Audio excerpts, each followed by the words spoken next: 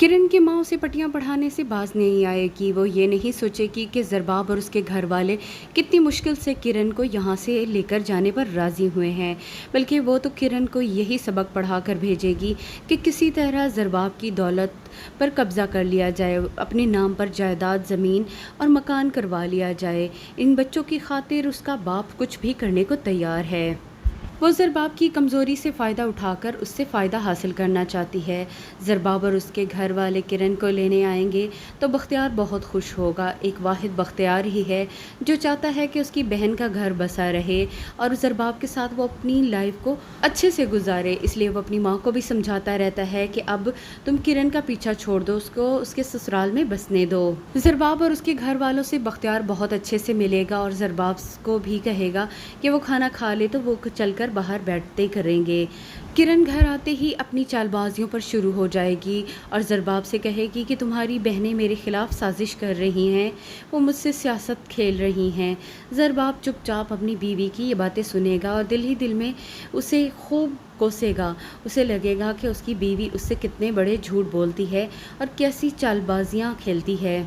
किरण की माँ भी फ़ोन करके किरण को समझाएगी कि तुम अपने ससुराल वालों से अपना रवैया ठीक रखो, कुछ पाने के लिए कुछ खोना पड़ता है। इससे पहले कि ज़रबाब तुम्हें फिर यहाँ पर छोड़ जाए, अपना रवैया बेहतर रखो और सारी ज़मीन जायदाद अपने नाम लगवाओ। उसके बाद उनकी तरफ देखना भी गवारा मत करना। किरण अपनी माँ के पढ़ाए हुए सबक को खूब अच्छे से निभाएगी और जब किरण की सास और उसकी नंदे बैठकर बातें कर रही होंगी और ज़ुहैब की शादी का सिलसिला डिस्कस हो रहा होगा और उसकी बड़ी नंद उस पर तंज कर रही होगी, तो किरण उस वक्त चुपचाप ये सब कुछ सहे जाएगी और एक लफ्ज़ भी मुँह से नहीं निकालेगी।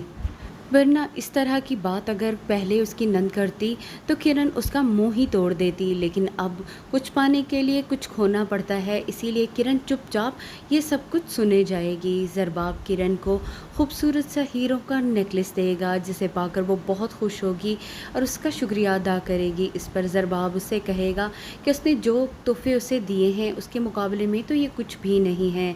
किरण खुश हो जाएगी कि आखिरकार ज़रबाब फिर उसकी मुट्ठी में आ गया है, लेकिन ये उसकी खाम ख्याली है।